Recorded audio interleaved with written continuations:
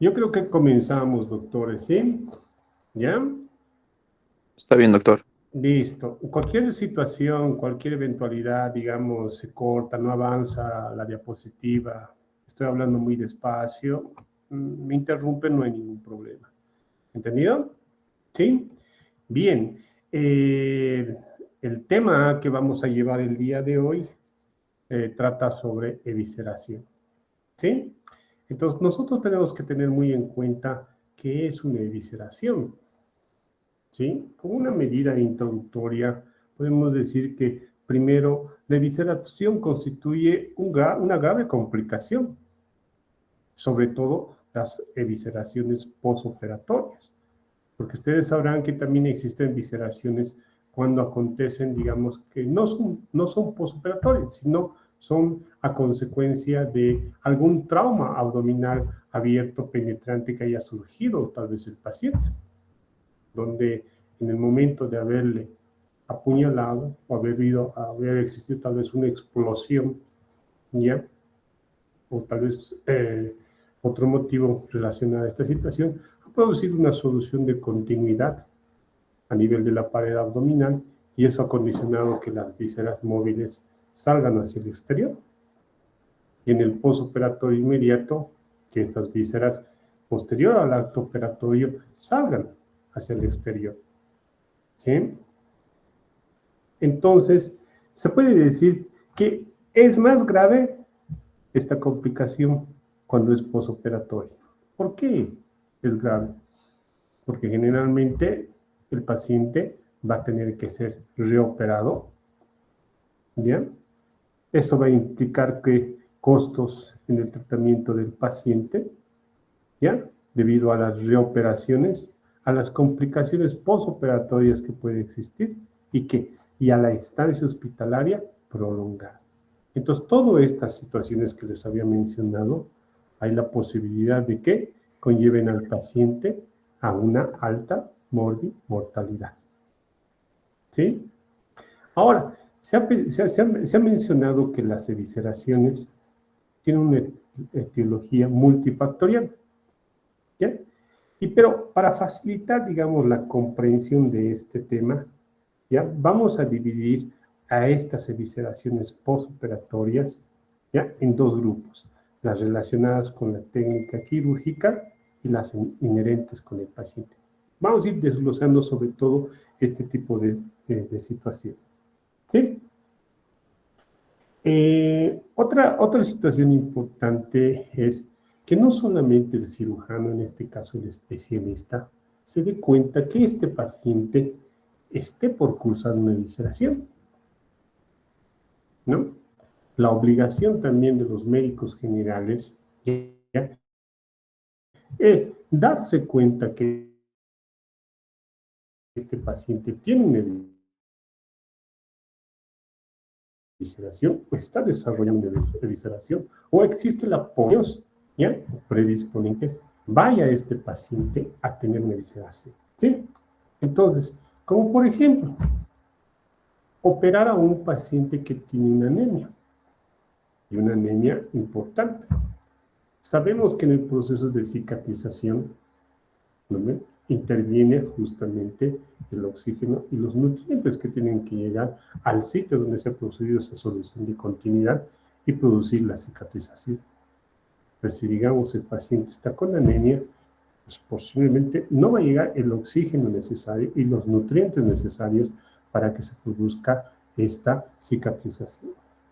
Entonces, ya les menciono, situaciones preoperatorias y situaciones posoperatorias las tenemos que conocer e identificar en el momento en que este paciente pueda que tenga o vaya a desarrollar una evisceración. ¿Sí? Bien. Entonces, es importante definir o tener un concepto sobre qué es evisceración. Bueno, etimológicamente, ¿ya?, evisceración significa fuera del vientre.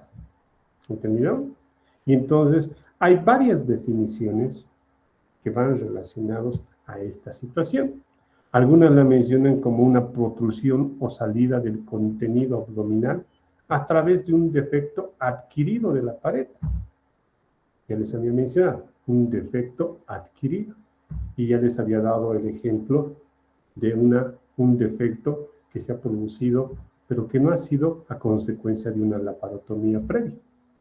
¿Entendido? Posiblemente por un trauma abierto, penetrante, una explosión que ha producido un trauma abdominal abierto. ¿Entendido? Entonces, algunos lo definen también como la separación de las capas músculo-aponeuróticas de la pared abdominal después de una laparotomía.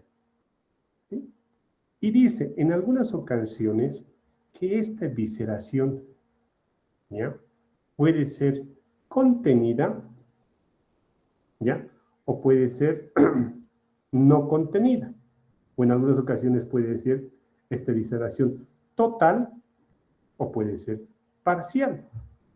¿Entendido? Entonces, ¿cómo nosotros podemos saber esa situación? ¿Ya?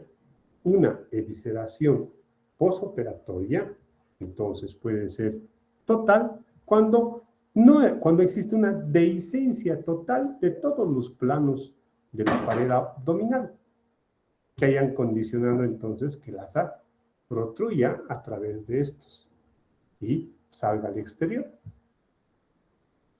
Puede ser parcial, puede ser que el plano más importante de la pared abdominal, en este caso la aponeurosis, se ha abierto, pero digamos, la piel y el tejido celular subcutáneo permiten que las asas de intestino o las vísceras queden por debajo de ellos. Entonces, es parcial o contenida. ¿Sí? Entonces, son situaciones que tenemos que tener muy en cuenta en primera instancia. ¿Sí? ¿Qué es la evisceración? ¿Y cómo puede ser? ¿O total o parcial? ¿O contenida o no contenida? Dentro de la clasificación de estas eventraciones, porque se la considera a la evisceración una eventración. ¿Pero qué tipo de eventración? Aguda. ¿Entendido? Aguda. Entonces, las eventraciones, como les había mencionado, pueden ser posoperatorias o no operatorias. ¿Entendido? Las posoperatorias pueden ser inmediatas, es decir, agudas. Y como les había mencionado, con evisceración o sin evisceración, es decir, totales, es decir, no contenidas, o parciales, contenidas. ¿Entendido? Pueden ser alejadas o crónicas, pero las alejadas o crónicas ya son consideradas netamente ya eventraciones propiamente dichas. ¿Entendido? Son aquellas donde la evisceración ha pasado desapercibida, es decir, ha estado contenida, ya sea por el piel, tejido celular subcutáneo específicamente, ¿ya? Y bueno, ha pasado un determinado tiempo, la literatura menciona más allá de los 30 días, ¿ya? Y como no ha cicatrizado ese plano aponeurótico, lo que ha condicionado es que se forme una eventración. ¿Entendido? Muy bien. Ahora, pueden ser, dice, eventraciones no operatorias, es decir, congénitas o adquiridas. Es decir, por aplasia parietal, las congénitas, y las adquiridas pueden ser por lesiones nerviosas, multiparidad o traumatismos. Las que nos vamos a encargar nosotros justamente son las posoperatorias. ¿Lo ven? Las posoperatorias. Aquellas que son inmediatas o agudas. ¿Entendido? Entonces, ya les mencionaba, para que exista una evisceración posoperatoria, tiene que existir sobre todo una dehiscencia laparatómica. Ustedes ya han hablado qué es una laparotomía y qué se debe hacer para hacer una laparotomía. Ya les han debido mencionar ¿qué se debe hacer? Una incisión, independientemente del tipo, donde se va a hacer apertura de los diferentes planos de la pared abdominal, ¿ya? Y para entrar a cavidad abdominal, ¿ya? Y bueno, cuando nosotros hablamos de laparotomía exploratoria, para ir a tal vez a identificar, ¿ya? Los diferentes órganos o cavidades o espacios que se encuentran dentro de la cavidad, ¿ya? Pero, ¿qué se ha hecho? Una tomía, un corte de todos los planos respectivos. Y como ustedes saben, el plano más importante de la pared abdominal que sí o sí y debe ser cerrado adecuadamente es justamente la fascia o la aponeurosis.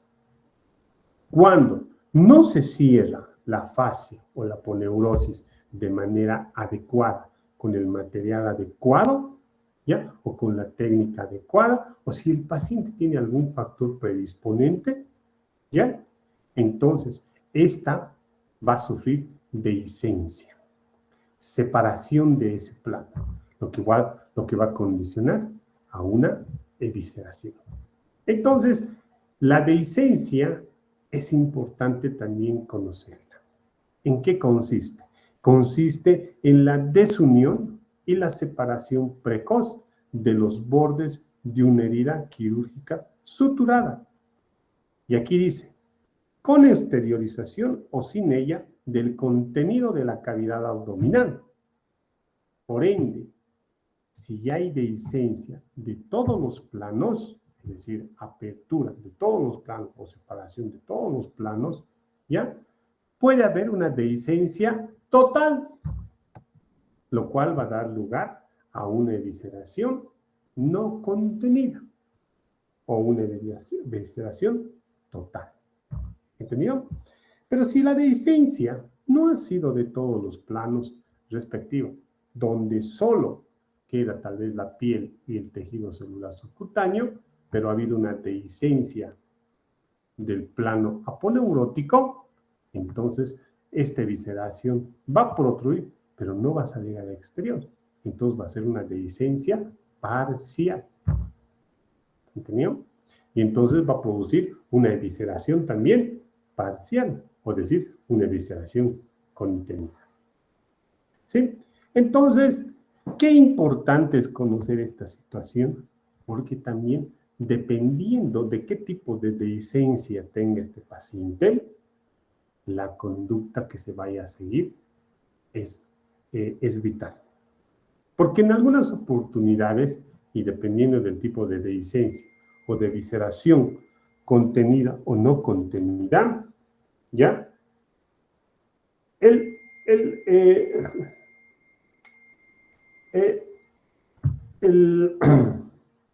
el tratamiento puede ser médico, mediante la utilización de algunas fajas especiales, ¿ya? Y dejar que desarrolle este paciente una eventración propiamente dicha, ¿ya? Y posteriormente programarlo para una conducta quirúrgica. Pero en caso de que, digamos, sea una evisceración total o completa o no contenida, la conducta debe ser inmediata para ir a reparar esa pared con diferentes métodos respectivos, ya para que esa asa o esa víscera no sufra correspondientemente. ¿Entendido? ¿Me están escuchando, perdón? Sí, doctor. Muy bien. Ahora, entonces, cuando a ustedes les pregunten qué plano ya es el responsable de dar continencia a todos los órganos de la cavidad abdominal, la respuesta es la aponeurosis. Entonces, si les preguntan, si yo dejo abierta la aponeurosis y solamente cierro piel, tejido celular y músculo, ¿hay la posibilidad de que este paciente se eviscere? Sí.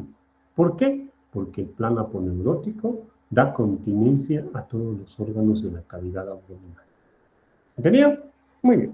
Es por eso que dice aquí, apertura en el posoperatorio inmediato de los planos aponeuróticos que fueron cerrados, posiblemente con una técnica inadecuada o bien puede ser que haya existido un factor predisponente que no se lo ha tomado en cuenta, un factor preoperatorio que no se lo ha tomado en cuenta, o que el paciente haya desarrollado una complicación que esté condicionando que se que aumente la presión intraabdominal y esto condicione un determinado ilio, por ejemplo, ¿ya? Y esto condicione distensión de la cavidad abdominal, aumento de la presión intraabdominal y esto condicione dehiscencia del plano paleolítico. Bien, y aquí está el dibujo. Bien, entonces hablamos de dehiscencia completa. Aquí está la víscera, aquí está el epiplón, aquí está el plano, los planos de la piel. Se ha abierto toda la piel, es decir, todas las capas de la pared abdominal.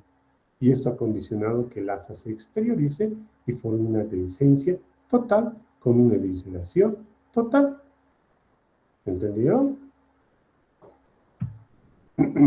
Y ahí, como existe este tipo de situación, el paciente necesita una cirugía de urgencia. Mientras, la parcial, miren, se ha abierto el plano aponeurótico muscular, peritoneo, músculo, el plano aponeurótico respectivo, el tejido celular subcutáneo, y lo único que está dando contención a esta asa que no está protrudiendo hacia el exterior es piel. Pero ya tenemos que una evisceración contenida o una evisceración parcial. Entonces, en estos tipos de pacientes, tal vez sea contenido y el tratamiento no va a ser de urgencia. ¿Entendido?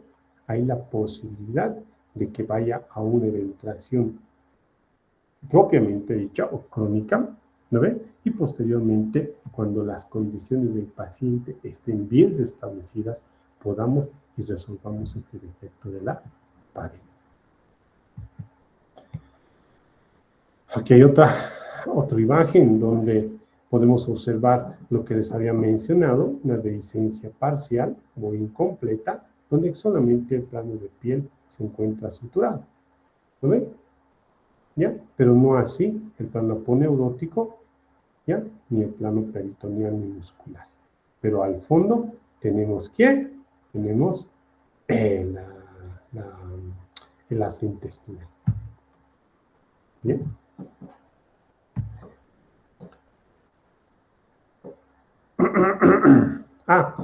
Aquí ya les mencionaba, ¿no? Estamos hablando de dehiscencia cuando es un acto netamente posterior a un acto quirúrgico, donde ha habido una laparotomía respectiva. Pero la exteriorización también de las vísceras puede ser a consecuencia de una amplia herida en el abdomen. No siempre tiene que ser amplia, ¿entendido? Porque a veces, en algunas ocasiones, por una herida de aproximadamente unos 2 centímetros, ¿ya? Puede exteriorizarse al asa del intestino o puede exteriorizarse el epiplón, ¿sí? Entonces, una explosión, un arma blanca pueden condicionar esa situación. A ello no vamos a hablar como dehiscencia laparotómica. ¿Bien? Ahora, hay algunas circunstancias que van a llevar justamente a esta dehiscencia, es decir, hablando de incidencia. ¿No ven? Bueno, la incidencia reportada en estudios así ya prospectivos menciona, ¿ya? Que es más frecuente, ¿ya? Sobre todo en los hombres, ¿sí? En una relación 3:1. ¿Por qué dicen? Porque los hombres tienen una potente musculatura. Bueno, eso depende, ¿no ve? Ahora ya estamos muy flojos de hacer ejercicio, ¿ya? Y no, a veces las mujercitas tienen mayor musculatura que un hombre, ¿sí? Entonces, hay una incidencia que varía entre el 0,3 a 3% en alguna literatura, ¿ya? O bien el 0,2 y 6 en otra literatura.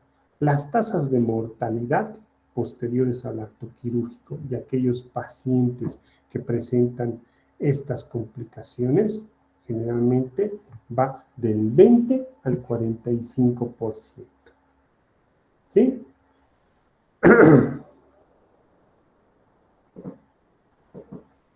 Bien, entonces, aquí podemos observar esas dos situaciones que les había mencionado. ¿Sí? ¿Qué tenemos? Aquí tenemos evisceraciones no contenidas.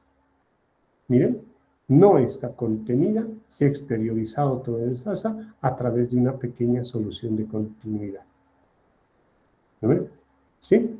Acá, ¿y qué estamos haciendo ya? Ingresando a cirugía con la final de reparar esa pared y de introducir esta asa a cavidad.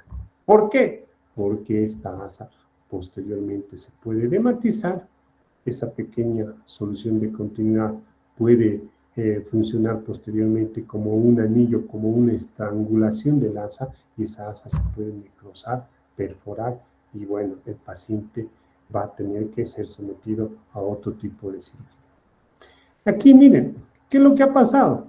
Aquí está la piel, está sujeta por un pequeño hilo, ha contenido parte de lo que es el asa, ahí está el epiplón, pero se ha vencido y ha protruido el asa de intestino delgado. ¿Entendieron? Entonces, estaba contenido, pero tanto era el problema o el incremento de la presión intraabdominal que ha condicionado a que ya saben. Porque en este caso se estaba esperando, si ustedes notan las características de la pared, no son casi iguales a la de esta foto. ¿Bien? Aquí ya la pared está más edematizada, más gruesa, incluso hay fibrina. En este caso estaban esperando a que se pueda contener y con curaciones solucionar, pero ha llegado un momento en que ¡pum!, ha protruido. ¿Entienden? Muy bien. Acá lo que les decía, en algunas ocasiones las eventraciones agudas o las evisceraciones agudas ya pueden estar contenidas. ¿Y qué es lo que puede suceder? ¿No ven? Ya pasan inadvertidas porque la piel ha cicatrizado, pero posteriormente van y desarrollan las eventraciones propiamente hechas. Entonces aquí estamos viendo una gran protrusión de una masa que está contenida por piel, pero ya ha pasado más allá de los 30 días. ¿Entendido? Y esta paciente ha desarrollado una eventración. Ahí está. Y podemos observar que es una sutura, es una incisión laparotómica amplia que le han hecho a este paciente por X y motivos razones, posiblemente por una peritonitis. Han visto que, mire, la piel cómo ha cicatrizado, no ha cicatrizado lineal. ¿Entendido? Es como se ha separado. ¿Ya? Y entonces ha dejado que se desarrolle una evisceración contenida y a la larga ha desarrollado esta eventración. Entonces, este paciente va a entrar posteriormente a un tratamiento de ese defecto de la pared, que ya sería una eventración propiamente dicha, a consecuencia de una evisceración, ya evisceración que ha estado contenida y que ha pasado desapercibida. ¿Sí? Bien. Antes de hablar de la clínica, es necesario que cada uno de nosotros tengamos conocimiento, aparte de esa clasificación que anteriormente les había mencionado, otra clasificación, es decir, evisceraciones de acuerdo a grados. ¿Entendido? Entonces, ¿cuáles son esas evisceraciones de acuerdo a grados? Si ustedes pueden observar, aquí ha habido una dehiscencia total, ¿no ve? Total, completa del plano de la laparotomía previa. Y al fondo estamos observando ¿qué? Una asa de intestino.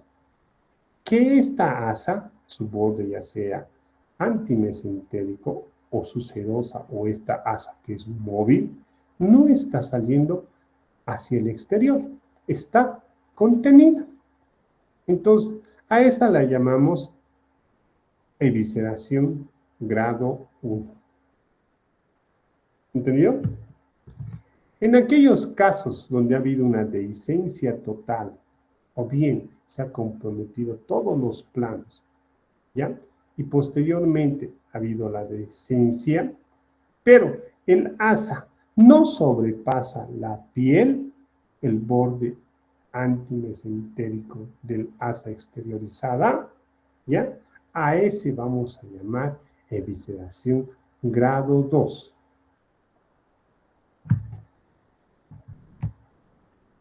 Vamos a llamar evisceración grado 3 cuando el asa de intestino, ¿entendido? ¿Ya? Específicamente el borde mesentérico, este borde que estoy señalando con el mouse, con la flechita del mouse, sobresale el borde de la piel. ¿Entendido? Tanto borde antimesentérico como el borde mesentérico sobresalen la piel. ¿Entendido? Entonces, esos son los 3 tipos de evisceración de acuerdo al borde antimesentérico del asa que tiene que protruir a través de esta dehiscencia total del asa de intestino. Del asa de intestino. Bien.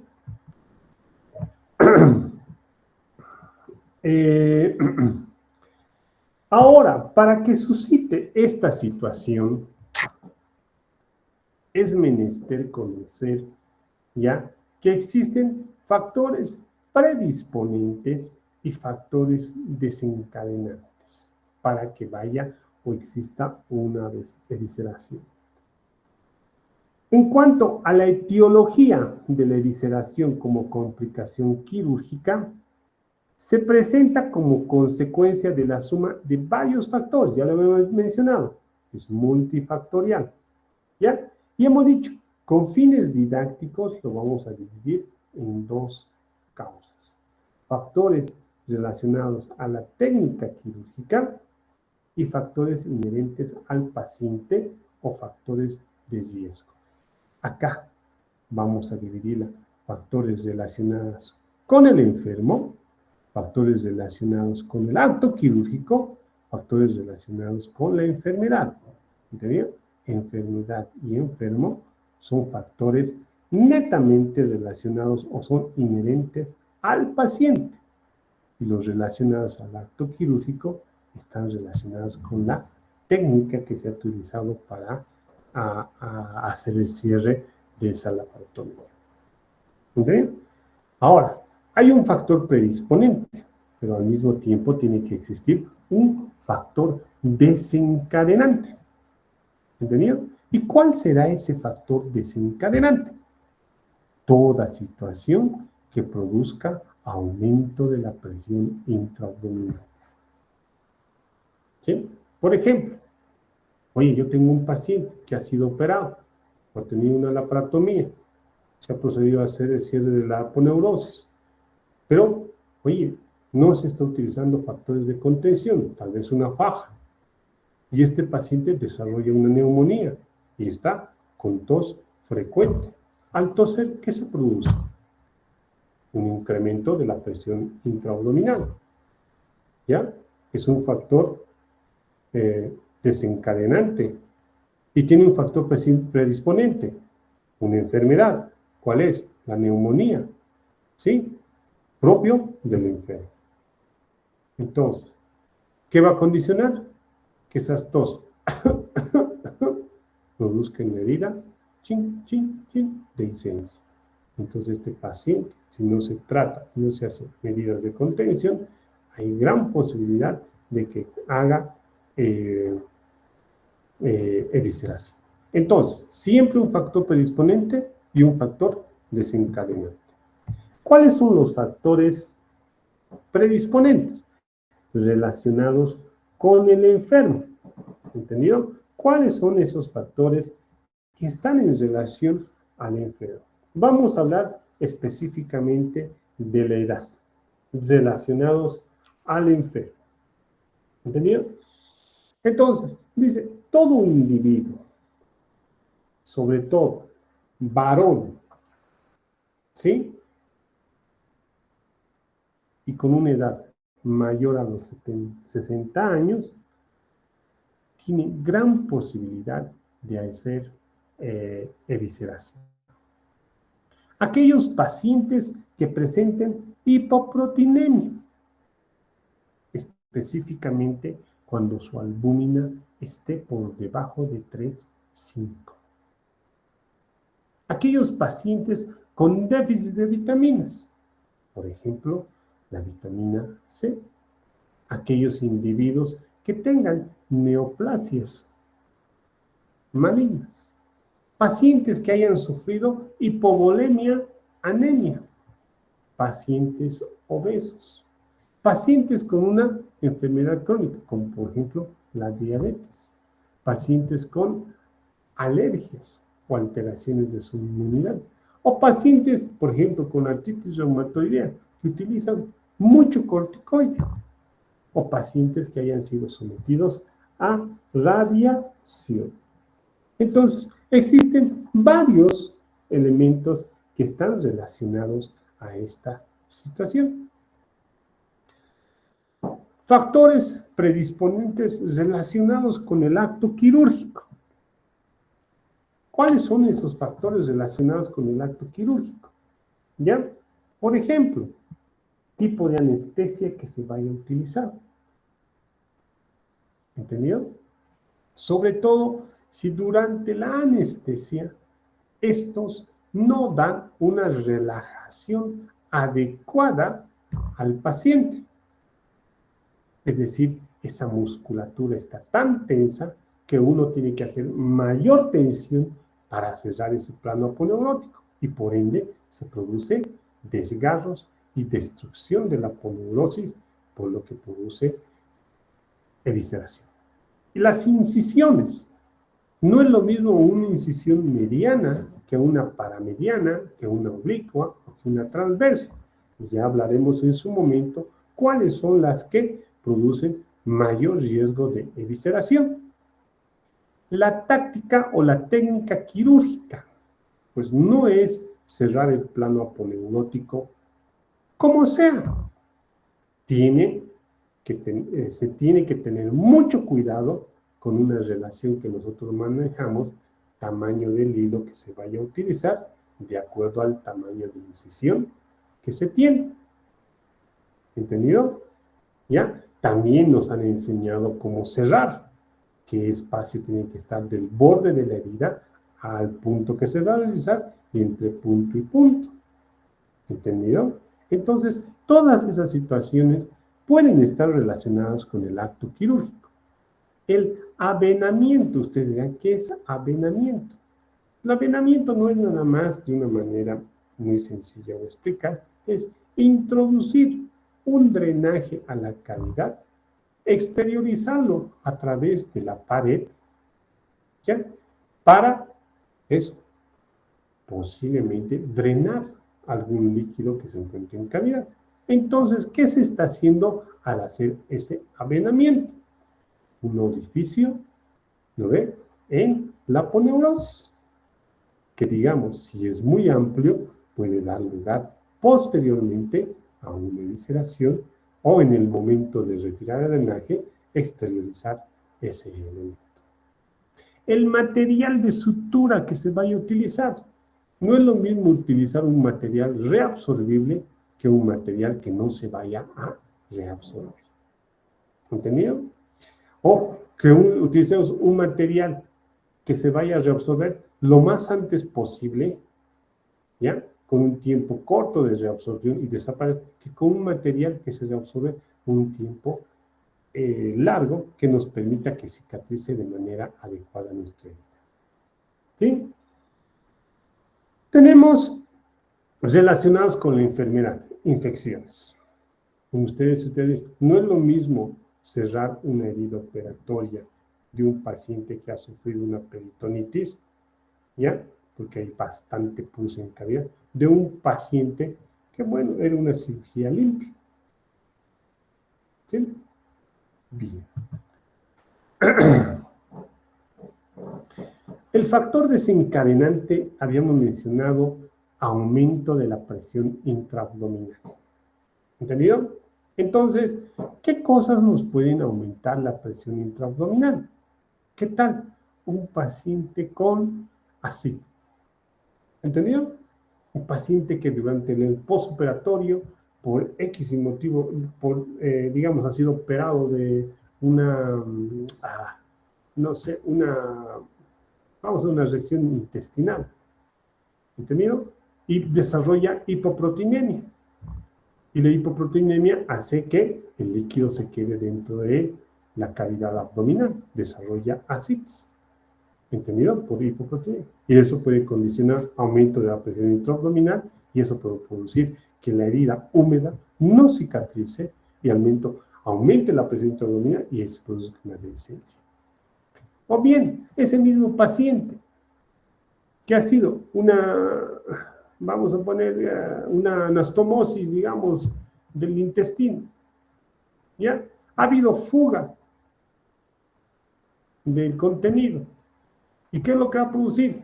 Los órganos que se encuentran alrededor, en este caso hasta el intestino delgado, ¿ya? Produce un proceso inflamatorio a nivel de suceso serosa y este responde con parálisis de su musculatura lisa. ¿Y qué es lo que produce? Ausencia del tránsito intestinal, es decir, hilio. El hilio va a hacer que las se distien, ya sea por líquido o por gas. ¿Y esto qué va a condicionar? Que al distenderse aumente la presión intraabdominal y eso condicione dehiscencia del plano aponeurótico específicamente y eso condicione una evisceración. Les había mencionado otro factor desencadenante, aumento del tono músculo-parietal. Breve y brusco, tos, que el paciente vomite. ¿Entendido? Entonces, todas estas cosas tenemos que evitar en nuestro paciente, o bien que sea sostenida, que tenga una peritonitis residual, o el paciente esté disneico. ¿Entendido? Entonces, todas estas situaciones son factores que van a desencadenar y van a llevar a que el paciente pueda que desarrolle una evisceración. Cuando hablamos de edad, hemos dicho, individuos por arriba de los 60 años. ¿Sí? Entonces, es más frecuente en la adultez que en la juventud. ¿Sí? ¿Por qué? Porque a medida que las personas avanzan de edad, estos se van acompañando de problemas médicos que también afectan ya la cicatrización de las heridas. Entonces, la edad constituye un factor predisponente de evisceración en un paciente laparotomizado. Porque a medida que esta incrementa, va sumándose, como les había mencionado, a otros factores u otro tipo de enfermedades, como por ejemplo, enfermedades crónicas. Hay debilidad de su sistema inmunológico. Hay un aumento del deterioro biológico en las diferentes funciones celulares del organismo. ¿Sí? He mencionado que a mayor edad, mayor riesgo de evisceración. ¿Entendido? Importante que tomemos en cuenta esa situación. El sexo, ya habíamos dicho, es más en hombres que en mujeres, ¿sí? En algunas ocasiones, algunos textos de relación 2-1 o 4-1, ¿ya? Ya habíamos mencionado que la diferencia radica en que la pared abdominal de las mujeres recibe una menor tensión y el abdomen está más relajado, especialmente tras el embarazo. ¿Entendido? No como en los hombres, ¿no? Dice que existe mayor musculatura y entonces esto permite que se contraigan los músculos y esto permite que traccionen la herida y esto permite que exista dehiscencia del plano aponeurótico. ¿Sí? Muy bien. Enfermedades crónicas asociadas. Dice la literatura, menciona también que hasta un 70% de los pacientes con evisceración presentan alguna afectación o afección grave asociada. La más importante, enfermedad pulmonar obstructiva crónica. ¿Ya? Los procesos pulmonares crónicos, como por ejemplo asma, enfisema pulmonar o bronquitis crónica, son más prevalentes entre los pacientes que presentan evisceración. ¿Sí?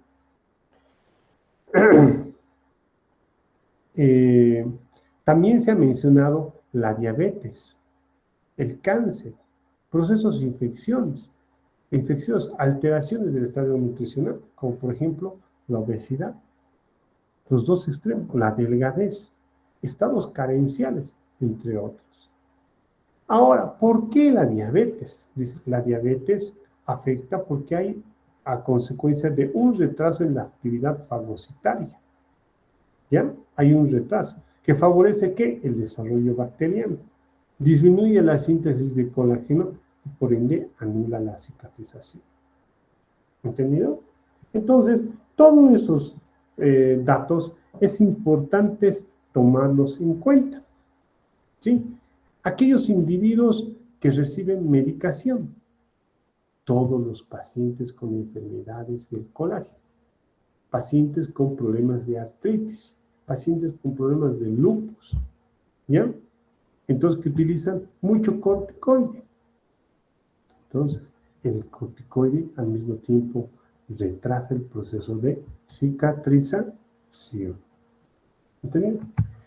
El consumo de algunos medicamentos, es decir, tratamientos farmacológicos, como por ejemplo la ingesta de tanto salbutamol, captopril, hidroclorotiazida. El tabaco también es otro de los factores que puede condicionar que esa herida no cicatrice y que se condicione nada más a que exista dehiscencia y se produzca una evisceración. El tabaco actúa directamente sobre la microcirculación, afecta la permeabilidad del flujo sanguíneo a consecuencia de un espasmo de la musculatura lisa, lo cual va a causar una rigidez de la pared vascular y por ende una alteración en la perfusión tisular de oxígeno. Entonces, altera de modo negativo el proceso correcto de la cicatrización. De igual manera, el alcohol. ¿Entendido? El alcohol. Tenemos varios casos, por ejemplo, también la ascitis, ya habíamos mencionado, ¿no? La ictericia, dice, la evisceración es 6 veces más frecuente en los pacientes con ictericia, ¿ya? Con una bilirrubina mayor a 2.9 miligramos de decilitro, siendo significativa su presencia en este tipo de pacientes. ¿Sí? Es por eso, ¿ya? Que tenemos que tener muy en cuenta cuando vayamos a operar un paciente también ictérico y cuyos valores de bilirrubina sean altos, ¿ya? Entonces, existe mayor predisposición. Ya les había dicho, pacientes con anemia, ¿sí?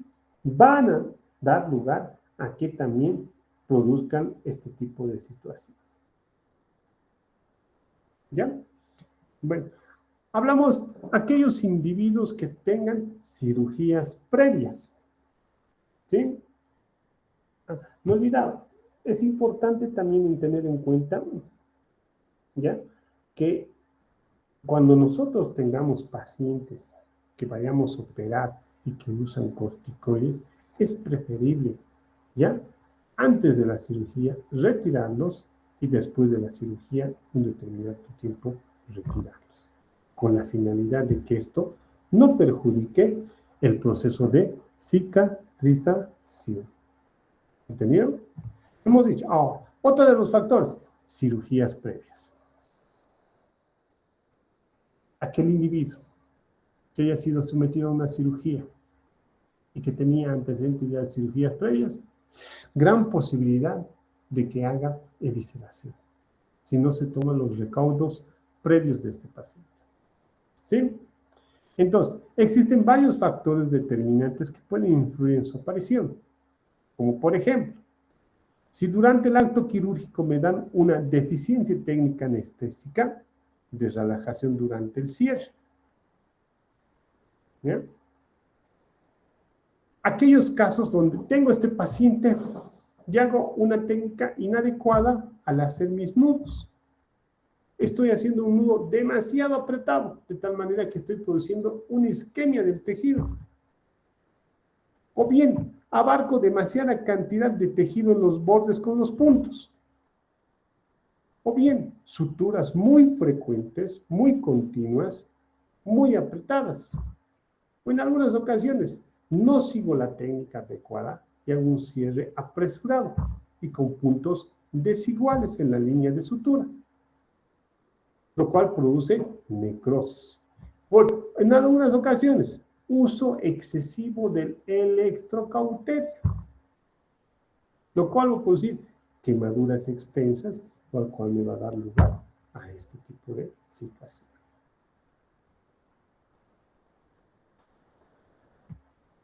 ¿Ya? Ya les había mencionado este punto. También complicaciones ya sea perioperatorias y en el posoperatorio inmediato. O por ejemplo, perforaciones inadvertidas de asas, lo cual va a condicionar ilios o cualquier tipo de ilio prolongado, por ejemplo, ya sea por una peritonitis residual, ya sea por un ilio metabólico, no sé, pacientes que presenten tos y persisten, todas esas situaciones influyen. ¿Bien? Y hemos dicho, una de las situaciones que tenemos que tomar muy en cuenta es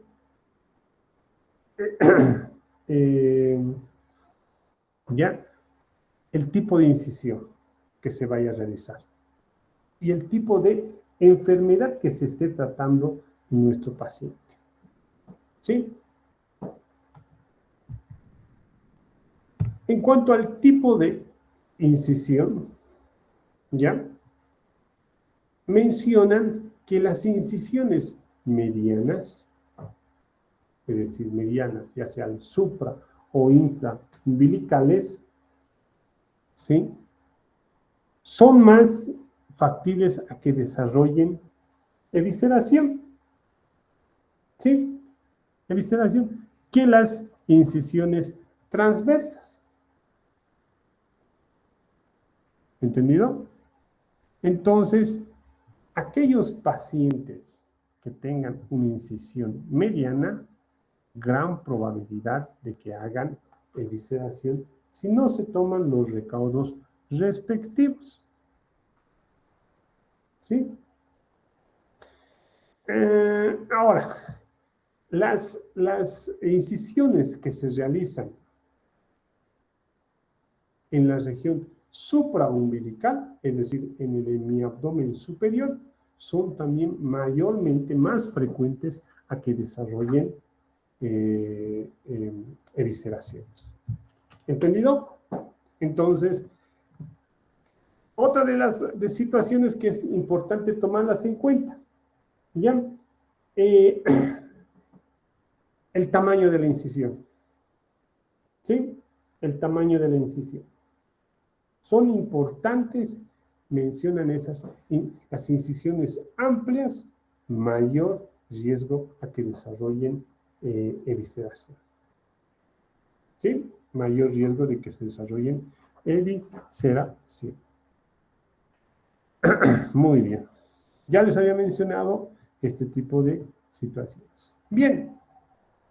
¿Qué otra cosa tenemos que saber en relación a la técnica quirúrgica relacionado al cierre de la pared abdominal? Bueno, las cosas que tenemos que tomar muy en cuenta justamente es lo siguiente. Aparte del tipo de incisión, ¿ya? Y de la localización que les había mencionado, que son más riesgosas en el hemiabdomen superior que en el hemiabdomen inferior, ¿ya? La apertura que se vaya a hacer durante la incisión, ¿ya? Que tenemos que tomarlos muy en cuenta, no utilizar con mucha frecuencia que el electrocauterio, porque esto va a producir, ya va a calentar el tejido, ya va a deshidratar el tejido y va, lastimosamente, isquemiarlo y necrosarlo. Es por eso que no se debe utilizar mucha electrocoagulación. Y otra cosa que es importante, el cierre, ya les había mencionado. Cuando nosotros vayamos a hacer el cierre de la incisión, ¿ya? Se debe tener muy en cuenta los 3 puntos vitales en el cierre de las incisiones, ¿ya? Entonces, los 3 puntos vitales en el cierre de las incisiones son tomas amplias de tejido, corto intervalo entre puntos y una tensión de la sutura que no estrangule el tejido. ¿Sí? Importante esos 3 acápites que les había mencionado. La toma del tejido en la sutura de la pared, ¿ya? Demasiado cerca de los bordes, ¿qué puede ocasionar? Estas tomas no van a sujetar bien, pueden desgarrarse y pueden contribuir a la presentación de la evisceración en un 29% de los casos, siendo un factor técnico más común, es decir, mientras poco tejido se toma cerca del borde, ¿ya? Y entre punto y punto más cercano, hay la posibilidad de que este paciente se eviscere. ¿Ya? Es por eso que para mayor seguridad se obtiene cuando los extremos de los puntos se localizan entre 1.2 y 1.5 centímetros de los bordes de la herida. Esencial ese intervalo que les estamos dando. ¿Ya? Otra situación, el intervalo excesivo entre los puntos. Les había dicho, ¿no ve? Lo ideal es que entre punto y punto sea aproximadamente de 1 centímetro. Y no así, ¿de cuánto? De 2 centímetros, centímetro y medio. Mientras más alejado, mayor riesgo de evisceración. Mientras más cerca, mayor riesgo de evisceración. Lo ideal, 1 centímetro entre punto y punto. Tensión de la sutura. ¿Ya? Hemos dicho, puntos apretados ocasionan necrosis de tejido. ¿Entendido? Y si se hace de esa manera, hay la posibilidad de que exista una evisceración en un porcentaje aproximadamente del 6%. ¿Entendido? Ahora, relación entre la longitud del hilo consumido en el cierre y la longitud de la incisión. La seguridad de cierre continuo de una laparotomía se logra con una relación menor o igual a 4/1. ¿Entendido? Esta relación disminuye cuando se reduce la longitud de los puntos, aumenta la distancia entre ellos o se incrementa la tensión del hilo. Entonces, cuando yo hablo relación entre longitud de hilo consumido en el cierre y la longitud de la incisión, tiene que ser menor o igual a 4/1. ¿Ya? Son situaciones, es decir, ay, por ahorrar hilo no voy a seguir esta relación, o por ende hago todo lo contrario, ¿no? Por no ahorrar, hago haciendo todo lo que no corresponde. Otra situación de que haya la posibilidad de que se abra este tejido, justamente es ya rotura del hilo de sutura durante el proceso de cierre. Entonces, si yo no utilizo un material adecuado, ¿ya? O si utilizo y, bueno, rompo el hilo durante el proceso de cierre y no me percato o no cierro muy bien esa situación, ¿ya? Hay una gran posibilidad de que sí nos abra y esto que produzca generalmente una evisceración. ¿Ya? Cuando no hago un buen nudo, también es otra de las causas de que el paciente tenga la posibilidad de agavizar. Otra situación que también tenemos que tener en cuenta durante la técnica quirúrgica es cuando hago una sutura en masa o por planos. ¿Entendió? El hecho de que cierre el peritoneo no me asegura de que no exista dehiscencia del plano aponeurótico y de que exista evisceración. En algunas ocasiones, cuando se cierra en masa, es decir, todos los planos, ya hay gran posibilidad también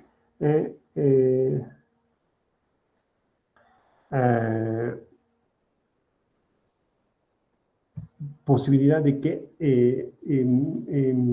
¿cómo se llama esto? El paciente desarrolle una evisceración. Entonces, hay situaciones donde hay que tomarlas muy en cuenta todos estos pasos que les había mencionado. Ahora, otra situación es sutura continua o sutura simple. ¿Sí? ¿Cuál es la mejor? ¿Ya? Algunos dicen, si hace sutura continua, hay la gran posibilidad de que si un punto se suelta, se sueltan todos los puntos. ¿Entendido? Pero generalmente no existe entre ambas suturas mucha diferencia. ¿Ya? Algunos textos mencionan que la sutura continua sería la de elección, dado que es más segura, eficaz y es más rápida. Ahora, el hecho de colocar o no colocar drenajes, ya les había mencionado, los avenamientos. Mientras más avenamientos, mayor posibilidad. ¿Por qué? Porque se está produciendo una gran solución de continuidad en el tejido. ¿Sí? Entonces, miren, si ustedes se dan cuenta y tomamos en cuenta todo ese tipo de situaciones en relación a ese tipo de factores que les había mencionado, ¿ya? Bueno, vamos a ponernos en cuenta de que podemos nosotros evitar este tipo de situaciones en relación a una evisceración. Bien, ¿cómo yo hago mi diagnóstico de mi paciente con evisceración? ¿Entendido? Y el diagnóstico es netamente clínico. ¿Sí? Es netamente clínico. No se necesita ningún tipo de laboratorio, ningún tipo de examen de gabinete. ¿Sí?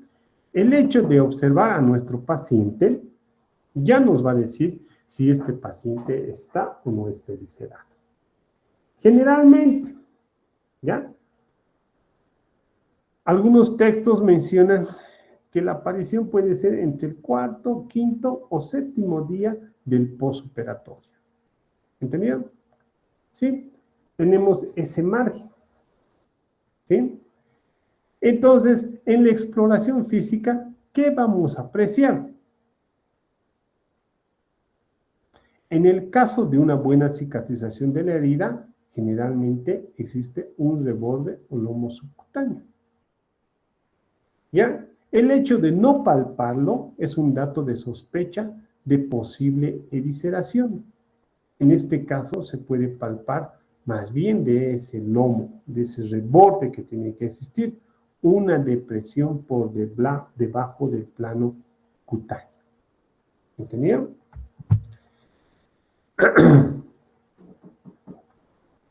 Ahora, aquí podemos hablar de diferentes tiempos donde puede aparecer esta dehiscencia. Ya hemos dicho que la evisceración puede aparecer antes de los 30 días del proceso de la parotomía que se ha hecho en nuestro paciente. ¿Entendido?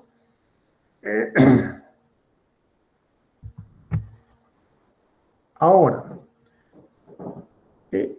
cuanto más precoz sea la aparición de la evisceración, con más frecuencia necesita una actitud urgente, es decir, antes de los 6 días, puede ser mejor una actitud activa para corregir el defecto, pero si las condiciones del paciente lo permitan o no lo permitan. Pero primero vamos a hablar un poquito en relación a la clínica. ¿Sí? Entonces, ¿Qué es lo que va a pasar con nuestro paciente? Cuando ya existe dehiscencia, el paciente va a mencionar, hay una sensación de molestia en la cicatriz. Él va a decir, se me siente más o menos hinchado mi abdomen. ¿Ya? El paciente va a presentar datos de ilio. ¿Ya? El paciente menciona que hay una sensación de dolor en la herida y una sensación de que ha habido un desgarro. ¿Entendido? El paciente está inquieto. Pero lo que más llama la atención es durante el examen físico es que al descubrir la bata del paciente, las gasas van a estar empapadas por un líquido ceroso, rosado, salmón, como lavado de carne. No va a ser poco, va a ser abundante. Ese es el dato más esencial, ¿ya? El más importante de ese líquido, de salida de líquido cero sanguinoliento, como agua de lavado de carne o color salmón, a través de la herida quirúrgica. ¿Sí? Entonces, esto nos va a decir, sí, este paciente está eviscerado. Y comenzamos a buscar esos datos que les había mencionado. Al retirar, el paciente puede estar distendido, en vez de que esté cicatrizando, como les había mencionado, con ese sobrelevantamiento, hay una leve depresión en la línea de sutura. ¿Ya? Podemos observar que entre punto y punto, si la piel todavía está conteniendo la víscera, ya existe tensión entre los puntos y separación de los bordes entre punto y punto. ¿Sí? Y bueno, si nosotros hacemos una exploración digital, vamos a encontrar que justamente los bordes de la herida del plano aponeurótico están dehiscentes, ¿ya? Y esto pues, y podemos encontrar asa o epiplón al palparlo. ¿Sí? Entonces, solamente con esos datos, nosotros nos vamos a dar cuenta de que el paciente está eviscerado. Estamos hablando de una evisceración postoperatoria, ¿entendido? Porque una evisceración, ya sea por un trauma, es diferente, ¿entendido? Diferente. Muy bien, entonces, ¿qué vamos a hacer en aquellos casos que nuestro paciente está con una evisceración? ¿Cuál va a ser la conducta a seguir en nuestro paciente?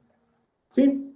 Y la pregunta es, ¿haré un tratamiento conservador o haré un tratamiento quirúrgico? ¿Sí? Entonces, ¿qué hago?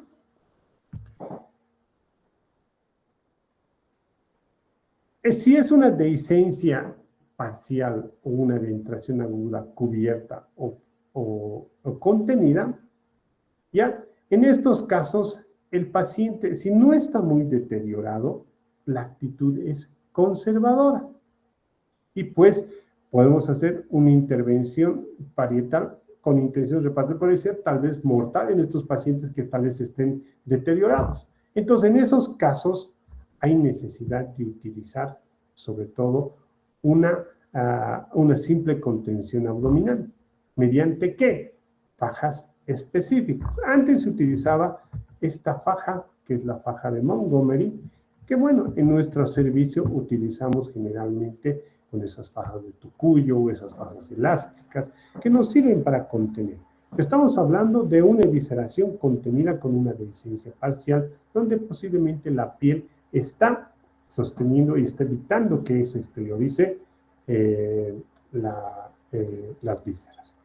¿Y en qué caso estamos haciendo? En aquel paciente también que está muy deteriorado, donde el acto quirúrgico, en vez de favorecerle, puede empeorar su cuadro, puede ser mortal. Pero si las condiciones del paciente también nos permitieran intervenirlo quirúrgicamente, entonces se puede entrar a cirugía, ¿ya? Y se puede tratar y reparar la pared. ¿Sí? ¿Entendido? Siempre y cuando, hemos dicho, las condiciones del paciente nos permitan. Entonces, conducta de elección sería reoperación y sutura inmediata. ¿Ya? ¿Qué se puede hacer? Se puede utilizar incisiones de descarga y hacer un cierre con su propio tejido, o en algunas ocasiones se pueden utilizar mallas para evitar que se produzca la evisceración. ¿Ya? En pacientes de mal estado general, con evisceración contenida o retenida, utilizamos contención mecánica como las fajas, telas adhesivas, esta faja de Montgomery, y se opera meses después como una eventuación propiamente dicha o crónica. Ahí está la fajita, ¿ya?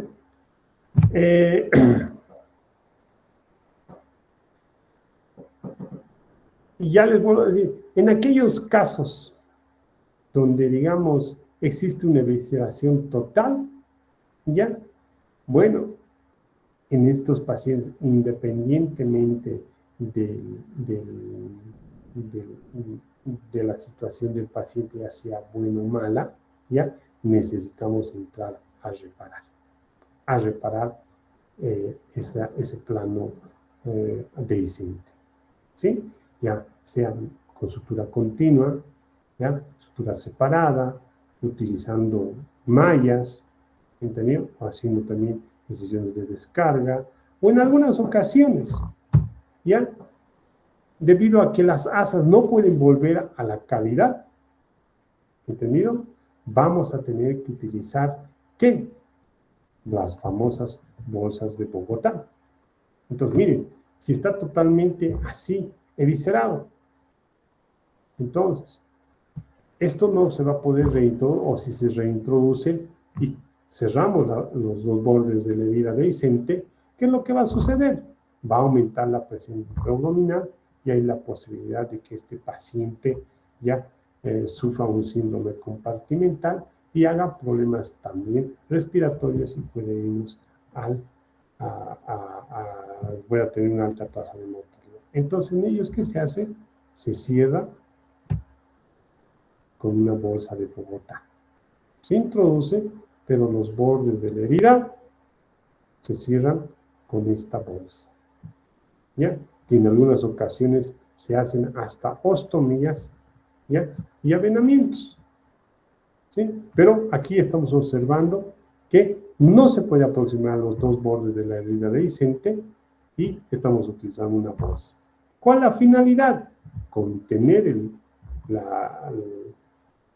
las vísceras dentro de la cavidad abdominal, ¿ya? Evitar que exista la evisceración y bueno, una vez que cede el problema, posteriormente retirar esta bolsa y proceder nomás a hacer un cierre, posteriormente una reparación de la pared. Y aquí estamos observando otro caso, ¿no ven? Pero ya este paciente ha sido reoperado, y hay mejor limpieza, sigue con la bolsa de Bogotá, el estado general del paciente es mejor, y bueno, esto va a ir posteriormente al retiro de la bolsa de Bogotá a un tratamiento ya definitivo respectivamente. ¿Sí? Entonces tenemos que tener muy en cuenta esa situación, ver el estado de nuestro paciente para asumir las posibles tratamientos respectivos.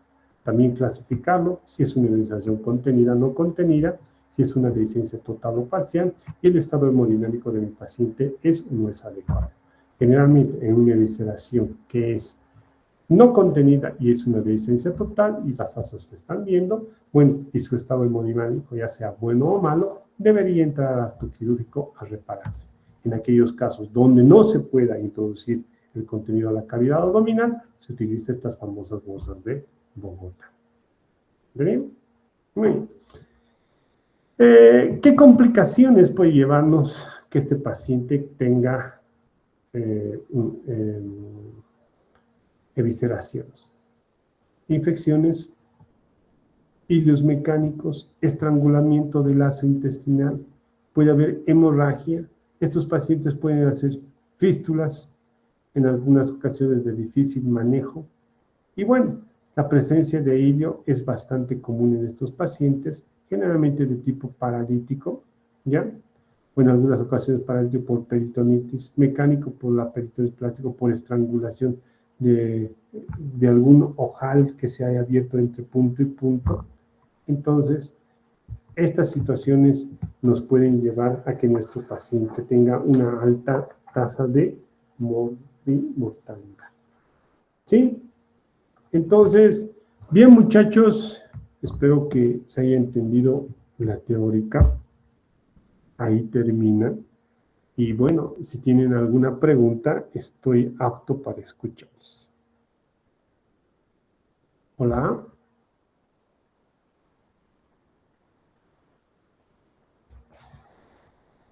Muchas gracias por la teórica, doctor. Estaba muy interesante. Muy bien, doctores. Creo que no hay preguntitas.